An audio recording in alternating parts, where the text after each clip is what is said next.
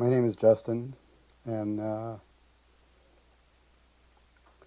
I'll talk for a while, and we'll see if you can get something from what I'm saying. I know there was a uh, a spiritual teacher at one time that said, "Give me your love, and I will give you peace."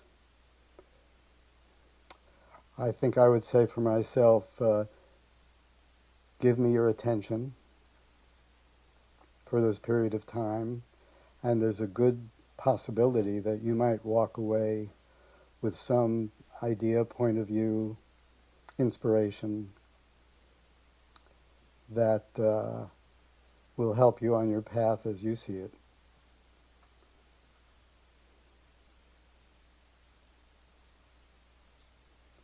And maybe you'll be one of my unmet friends, and maybe not. And if you want my definition of friends, you can ask me later. So I'll talk for a while, and then I'll give you a chance to ask whatever you want to ask, or make any comments that you like, and we'll see how that goes, okay?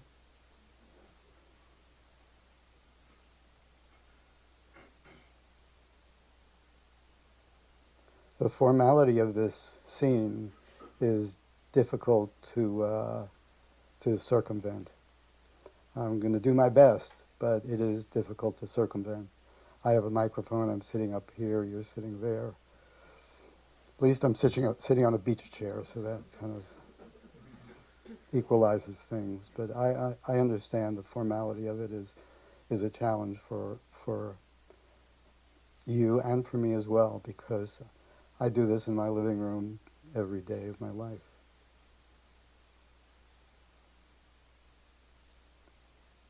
Either by sitting where you're sitting or sitting where I'm sitting. So I was, before I came up here, I was fiddling with a new computer that I got, a little computer, because I'm going to be traveling for a month or so pretty soon. And I got a computer that would travel with me well and carry the things I want to carry, um, all the spiritual movies from Netflix and Amazon, and for the plane rides and for the etc. So I was fiddling with it, and I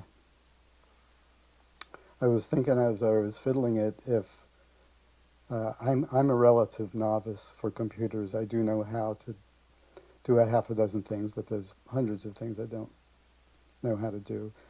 But if somebody would ask me as I was fiddling it with it, and my door was closed, and they would say, "Can you answer the phone, or can you do this, or you can do that?" I would say, "I'm on my computer," and I might be on Skype, I might be on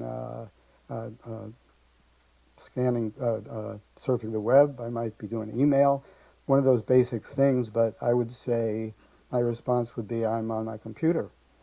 And Genevieve here, if she was in her room coding or doing one of those things that are more advanced, and somebody would ask her, uh, "What are you doing?" she would say, "I'm on my computer."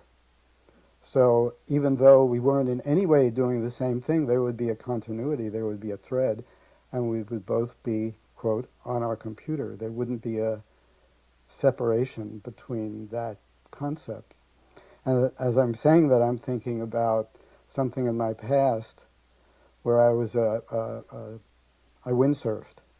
I was definitely a avid windsurfer. I've windsurfed a lot of places around the world. And when you windsurf, first thing you learn, if anybody's done it, is to haul up the rope. It's all uphauling. It's a hellish process where you try to stand on the board and you're pulling up this rope, which defies being able to stand on the board. So half the time you're falling over. Then when you finally get it up and you try to swing the sail over, then you fall over. So it's a lot of falling down. But then after that, after you get that pretty well together, and you can do that without falling in, you can start to move along, and you learn something called a water start, which either can be done from shore or can be done actually in the water if there's enough wind. And then after that, you can learn to tack and actually turn around. So when you go in a straight line, you don't have to just keep going in a straight line and hit whoever was out there. You actually know how to turn around and come back.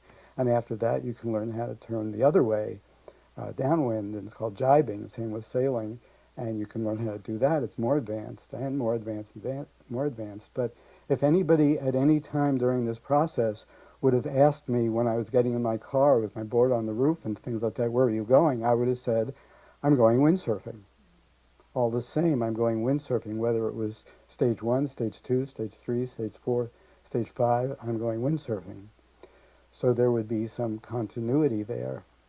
And so you can understand, and I can use these examples to explain something about my process of picturing this thing that you maybe consider a spiritual search, is that the concept of spiritual search, which was the answer to a question that somebody asked me a few nights ago. They asked me, do you focus more on life skills or the spiritual quest or consciousness? And it's difficult for me to explain that I see no difference between those things. Slouch down a little, okay? You just slide down a little bit so this lady behind you can see. Okay. I see no difference. I see that consciousness is a doorway along the hall of life. Life is the continuity. Windsurfing is the continuity. I'm on the computer is the continuity. What stage you are in this process doesn't discriminate and describe you as being something other than proceeding in life. Life is the school, life is the gift, life is the process. Now, right now, we have the beginning of a process. Don't be scared. It's only a 2-hour process. It's not a long-term process. And everything that takes place in this process is part of this thing called, maybe I went to a meeting, I saw a lecture, I saw Justin talking about something and other people talking. Because the separation of life and spirituality is a dangerous and slippery slope, because separation causes issues. Separation causes global warming. Separation causes anxiety, causes fear. When there's you and there's me,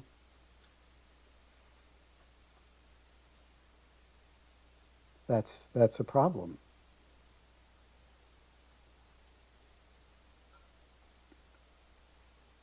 So we don't want to further that problem. We don't want to expand on that problem. So in order to look at this process of life, which begins as a child reaching out and figuring out things, going out, learning how to brag, learning how to protect themselves, all healthy, learning how to do things better than other people, all part of the process. Not consciousness, not consciousness. Part of the process.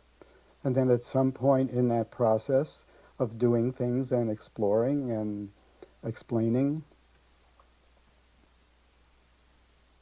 meeting people, winning some, losing some others,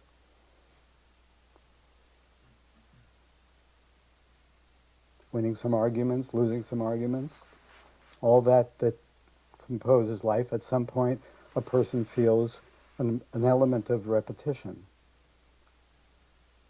That's still part of the process of life.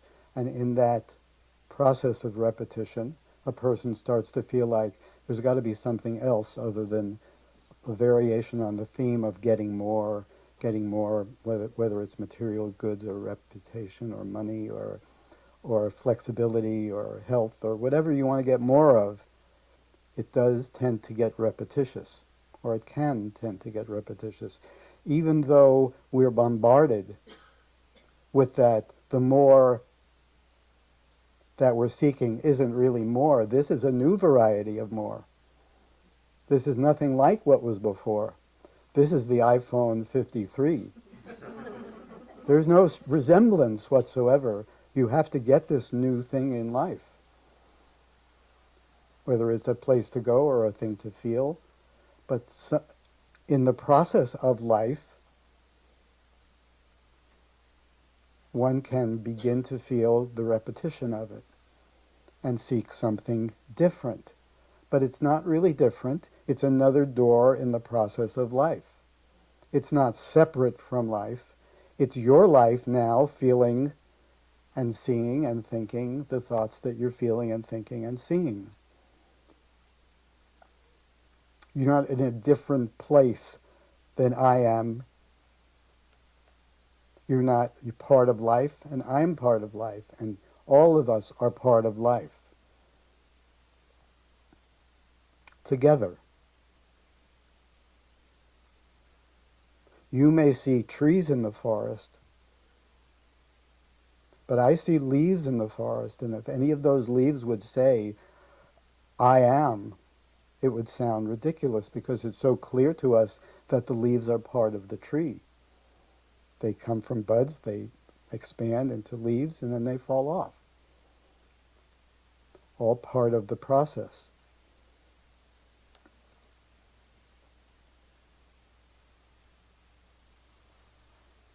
So the idea of this being a spiritual school, it is not.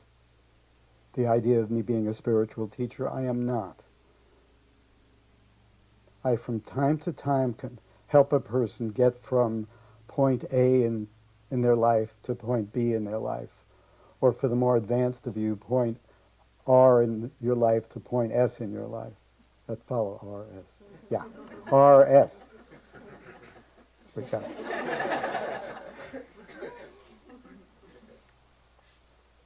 But it's all part of a continuity.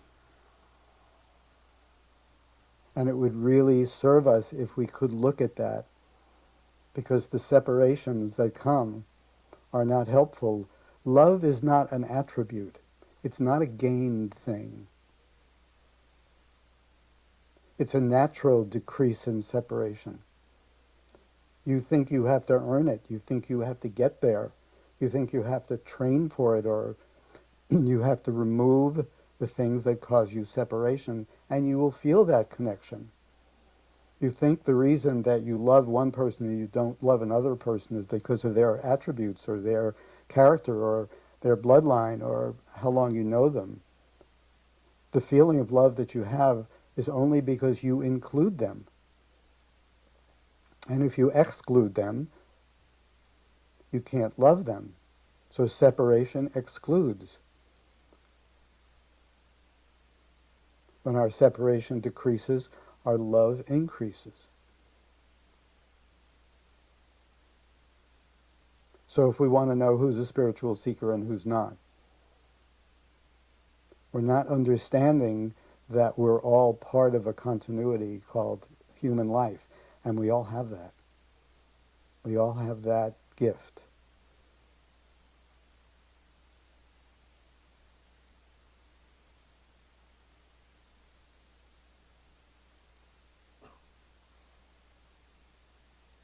So now that I've explained that I'm not a spiritual teacher, I don't have to use Hindi terms.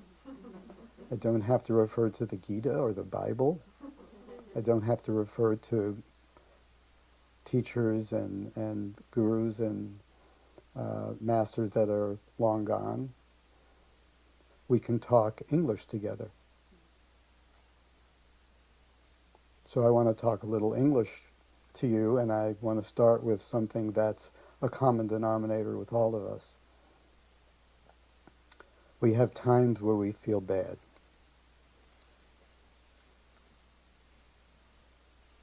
I don't have to say, are there any exceptions to that in this room? I know there are no exceptions. There are times when we feel bad. Of course, when we're asked, how are you doing? You could say, fine. What are we going to say? Sit down, I'll tell you. I'll tell you about it.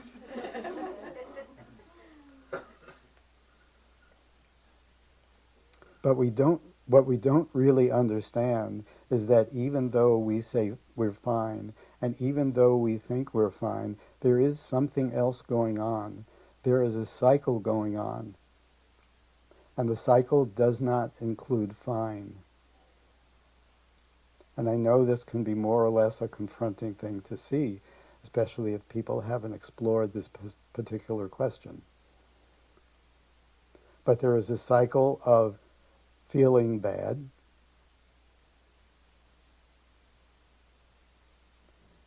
and doing something to relieve yourself from feeling bad and getting that relief. You spill something on the floor, damn. You clean it up and it's gone.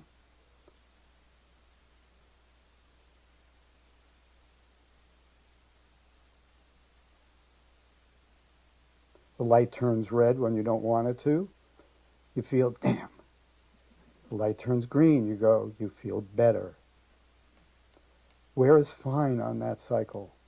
Where is fine? You call this fine, but is it fine or is it relief from feeling bad? Now, I don't mean bad in terms of crisis. I feel bad in terms of those little examples. And what if it were the case that our life does not include feeling fine? What if it were the case that, in fact, our life was an incredible sequence of falling off, getting relief, falling off, getting relief, falling off, getting relief. So many times in life that we define this one as feeling bad and this one as feeling good.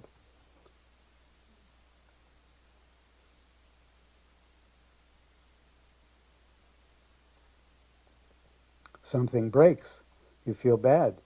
You fix it, now it works, you feel good. What is the gain in that? When do you get to feel something other than relief from the difficulty that you had, even the mini difficulty you had?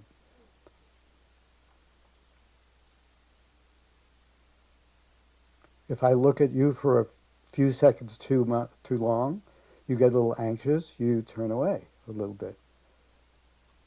Little bad, relief. Where's the fine? What if it were the case that fine is not our lot? Now, of course, we have moments of fine, but how many moments do we have? And do we differentiate between relief and fine? I suspect that we don't. This is one of the most difficult things for a person to see about themselves and their lives. That we live in a wonderful environment. Those of us that live in Nevada City, Grass Valley, it's beautiful, it's leisurely. Externals are about as mellow as they can be. We have a lot of opportunities for relief. If we have money, that's why we learn to get money, because it can help us with multi-varieties of getting relief. If our health is good, we have still more.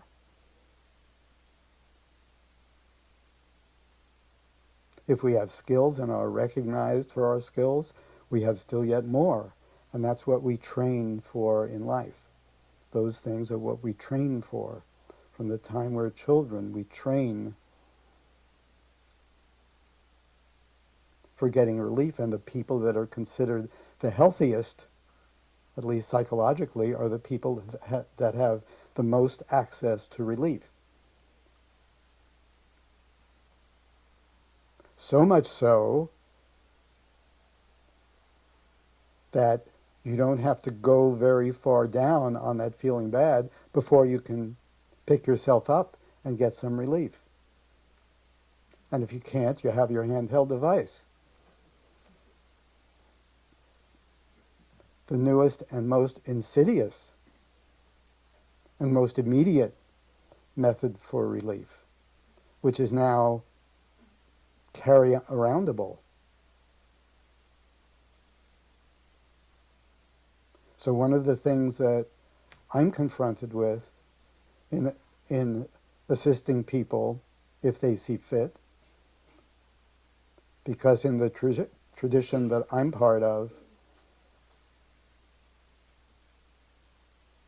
I only deal with people that are interested.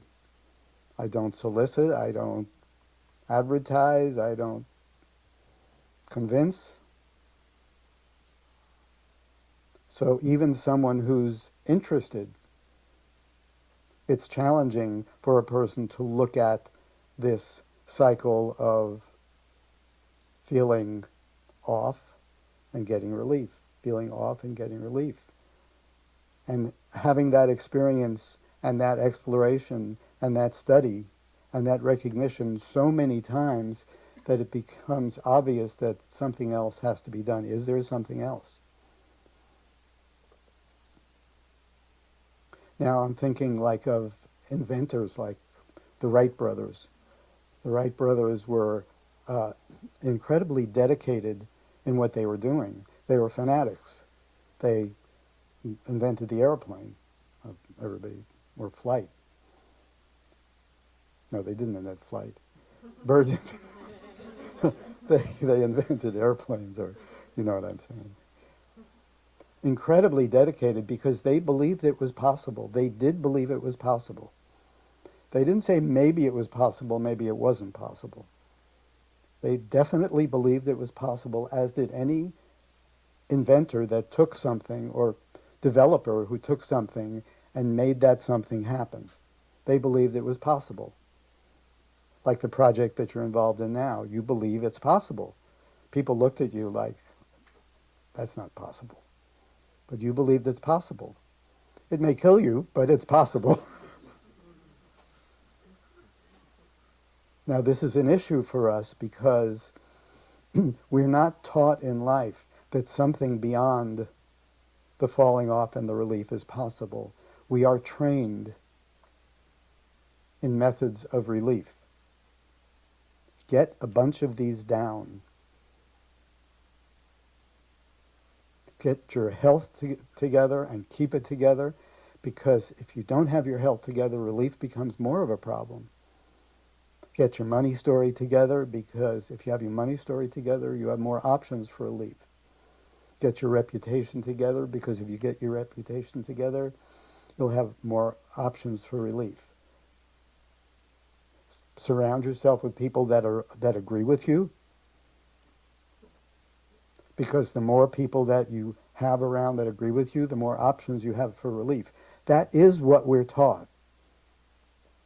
Maybe we read in a book about some phantasmagorical something, but the essence of our education is how to get relief, but we're not taught that that's what it is. So we don't really believe that there is something else. You can say you do, but how could you possibly, since every part of your education has been what I described? And every once in a while, some Christian story, which is even harder to believe, and some Islamic story is that it's after you die, or some phantasmagorical story about Superman or superheroes, or some saint that lives on the bristles of a toothbrush, or some phantasmagorical story. But how essential is that in your life as it goes day to day, day to day, day to day? It's not. Your access to relief is your constant companion and your strength and your and your device for getting by. And if I said there is something else, or even you took a drug and experienced there is something else, you still want to know, well, I don't want to live on this drug. How do I live this something else? can this something else be lived without a drug? And not like the Wright brothers, who really believed it was possible. And after that first little bloom, bloom, bloom that we've seen in the newsreels, crash, and the second bloom, bloom, bloom, crash, they were positive. They were energized. How energized are you? How could you be? Because even in what you call your spiritual search, are you not looking for a new form of relief? Even in your, what you might call a New Age quest, are you not looking for relief?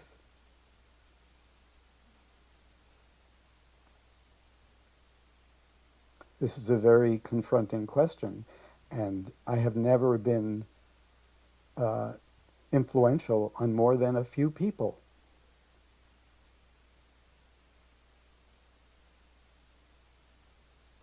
Because how pleasant is it to think that your life quest has been to get relief from your, let's call it falling off, your anxieties and your anger and your jealousy, even in a microcosmic way.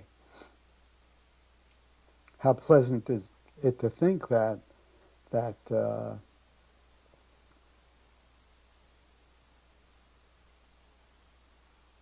that's what it is. It's not, and I can uh, present an exploration to a person with methods for that exploration to discover something you don't want to know about in the first place. Whoopee. But every once in a while, someone is in their life where repetition has led them to a place where experiences have led them to a place where youth and the different phases in life have led them to a place where they want something of a different quality. Walking down that hallway and the door of consciousness is there. The door of awareness is there. The door of another stage of life is there. All life, but another stage. And for those people, even, it's challenging.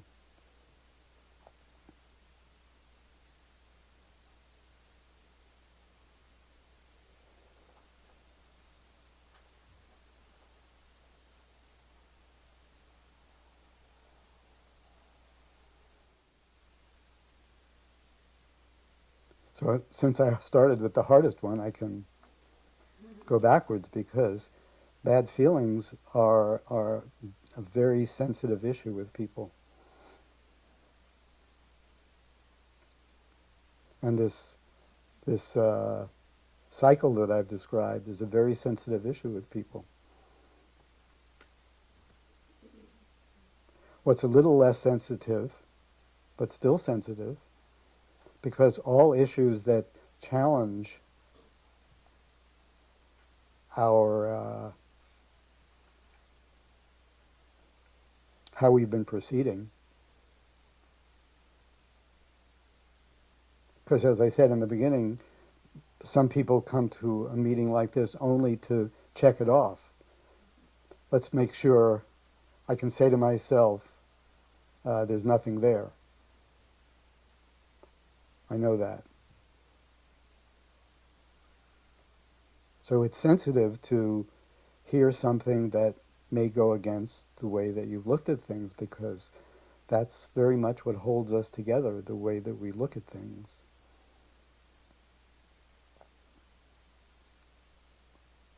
So the very fact that I'm sitting up here and you're sitting out there listening to me, I know some people have come around and been around for a while that thought they were coming to a class, or they thought they were coming to a lecture, or they thought they were coming to a seminar or a symposium or something like that. So where does a person who's saying that I know what you need to do in order to escape that cycle. I know what you need to do to explore what's possible for a human being.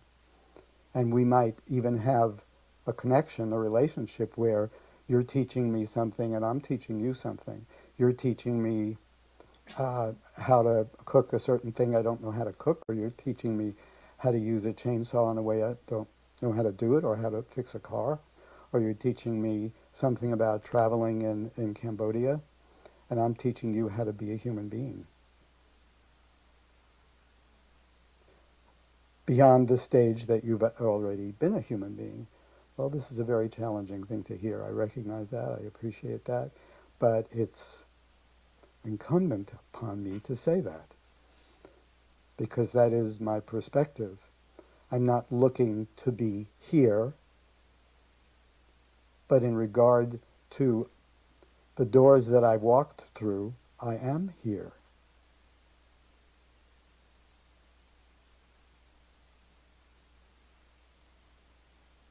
I haven't said where you are, so that's...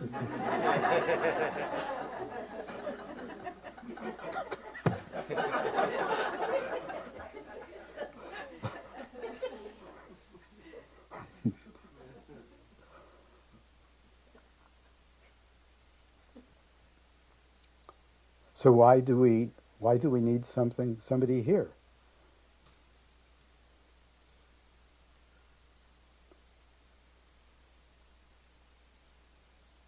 I think it's a bona fide question. I think it's an important question. I think it's a relevant question. Because those of us and those of you that are nearing that door or are hovering around that door to consciousness, or have been hovering around that door to consciousness, or have the illusion or maybe even the reality that you've entered that door of consciousness,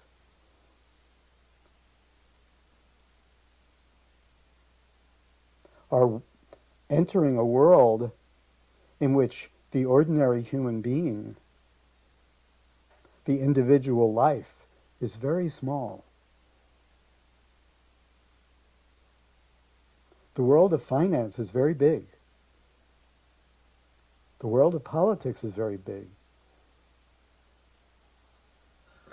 The world of social rights is very big.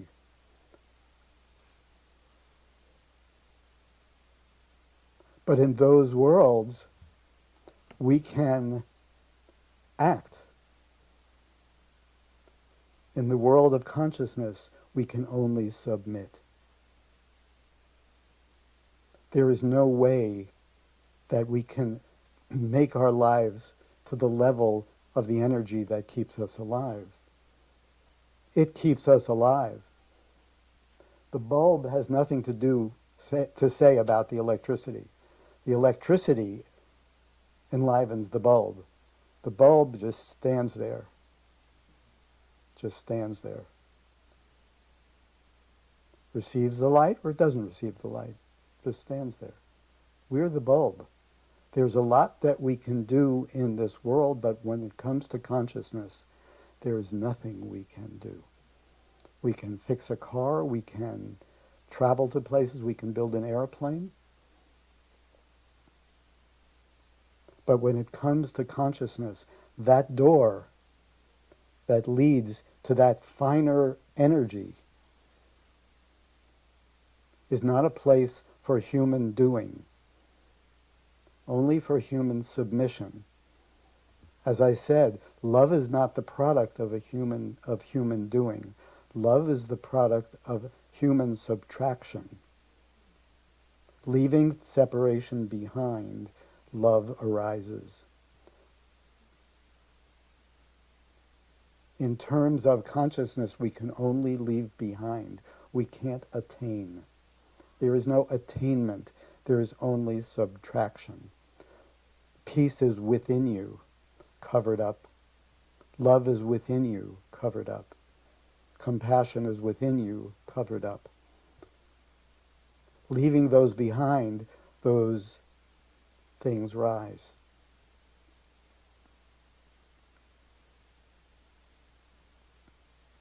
So how can we, where is our practice in this submission? What do we have in this world? Tell me. We have a word called humiliation. That's our, that's our word for submission. We have the picture of the Italian army in the Second World War. Surrender. That is our picture of surrender. The Italian army in the Second World War. Submission, humiliation. Where is it that we get to practice submission? And if indeed the process of subtraction is not a process of doing, I'm going to do this technique, I'm going to do this better, I'm going to blast my way into this world.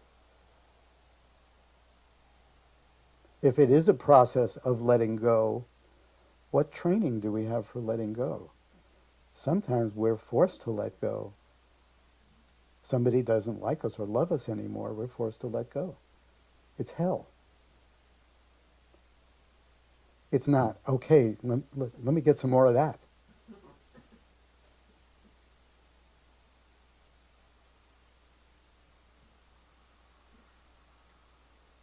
When the electric company told us, PG&E, I guess, PG&E told us, you're not going to get electricity for a while,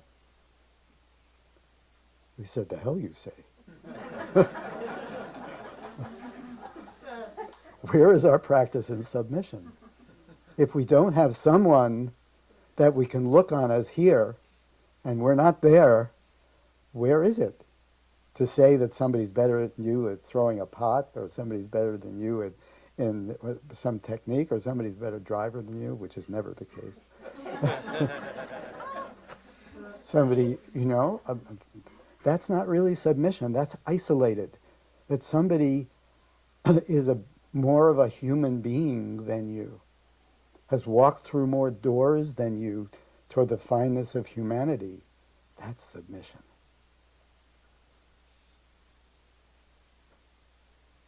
And since you've been taught your whole life that that's something to avoid, because that's either embarrassment or humiliation or bad, you even avoid it when it's critical to your quest.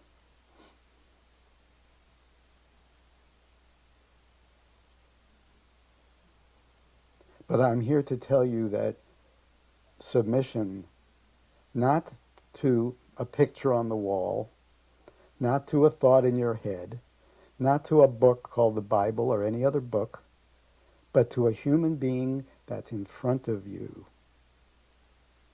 that's willing to live alongside you, that's willing to share life's experiences with you, that's willing to learn from you in what you know that they don't. That is an outrageously beautiful, rich, and incredible experience. And I come from New York City.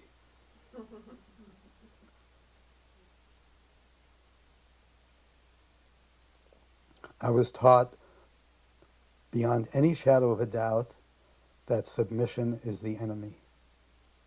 Do whatever you can not to be under anything ever in any way.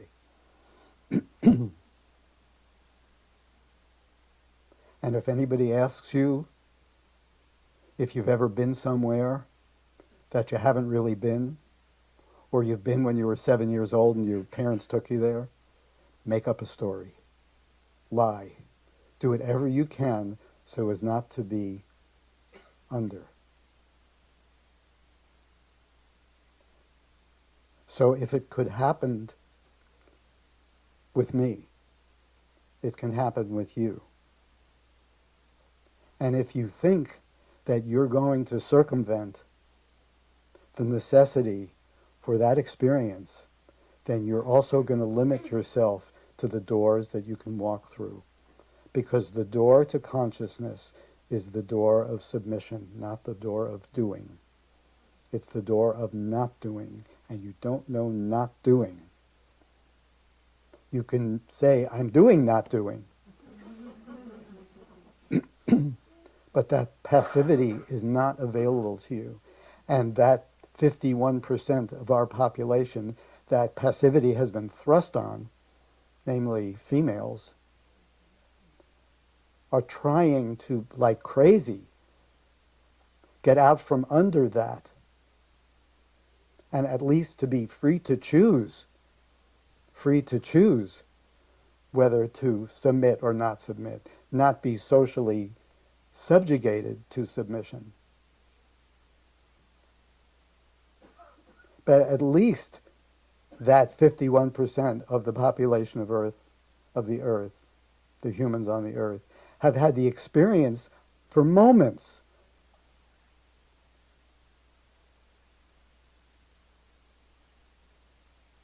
and that 49% of us have not.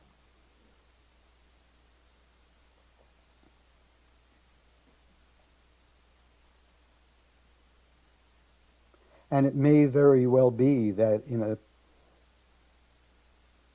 a sense, in a social commentary sense, which I rarely put forth, but I'm going to, that there is a common denominator.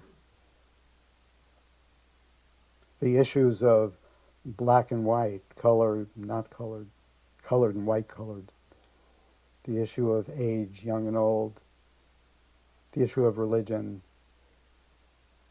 Eastern religion, Western religion, Islam, Judaism, Christianity, all those issues which seem so paramount.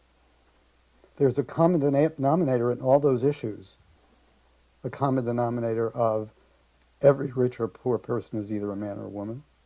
Every religious person, whatever their religion, is either a man or a woman.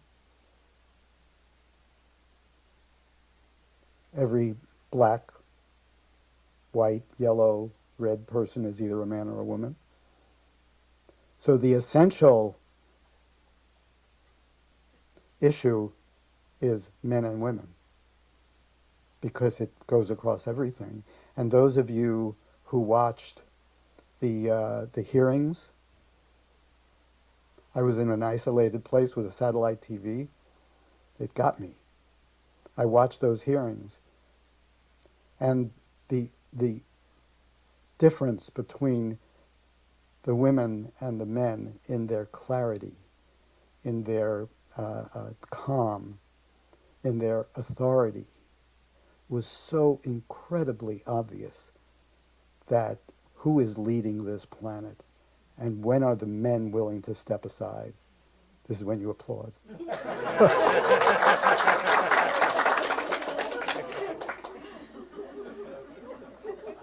I made some friends there.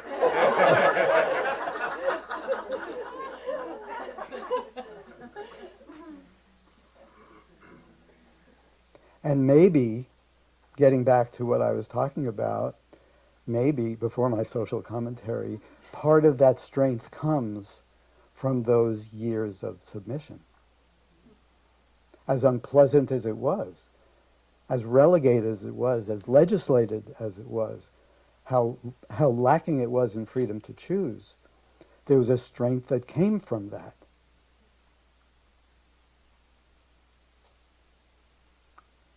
And it's a strength that all of us have to accept as a possibility.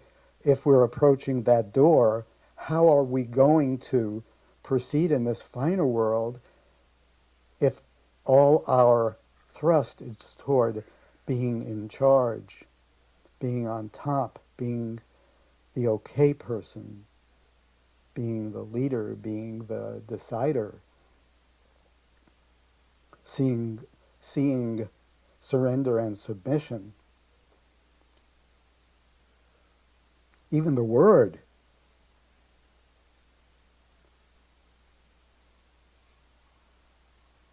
as the enemy, as embarrassment and humiliation.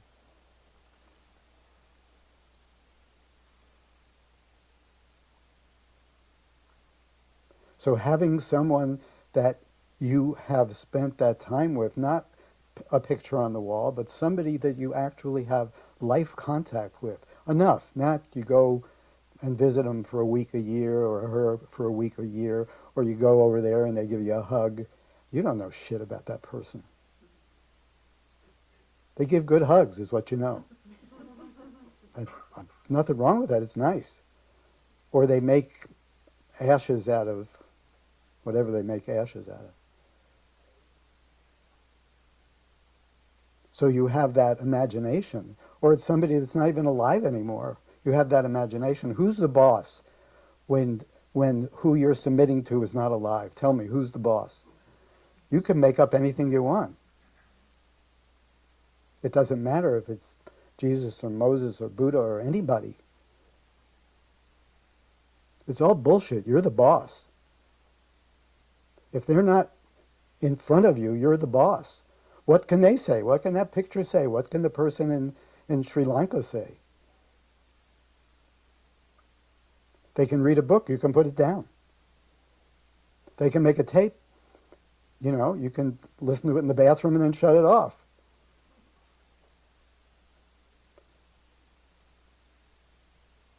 How are you going to experience the necessity of that passivity that's required once you enter that finer vibration, which is actually keeping you alive? It's keeping you alive. What do you have to say about it? You're going to pray to it. It's giving you the energy to pray to it. You have nothing whatsoever to say, so how are you going to proceed unless you learn to stand under?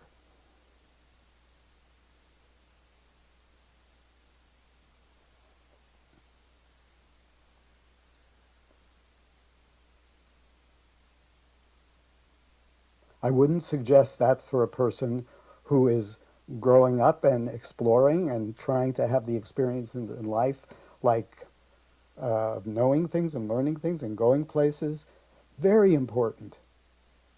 That person is not, that young person is not in a position where they're supposed to surrender to anything.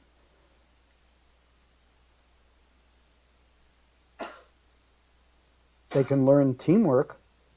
That's good. So it's not just I.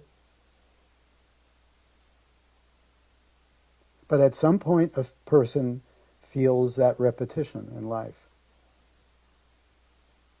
and starts to approach that door of consciousness and wants to enter that door of consciousness. Or if they've entered that door of consciousness, they want to keep going into the finer worlds of consciousness. How is that going to happen if that process is a process of surrender, of giving up, of letting go? If they don't have some training ground. I am the trainer. I had that experience. I went through that. I'm from New York. It was curious. It was different.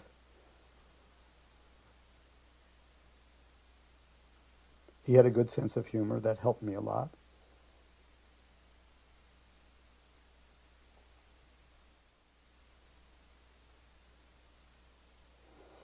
So you got some of my views on social commentary, you got some of my views on consciousness, and if you want to ask me any questions, I don't...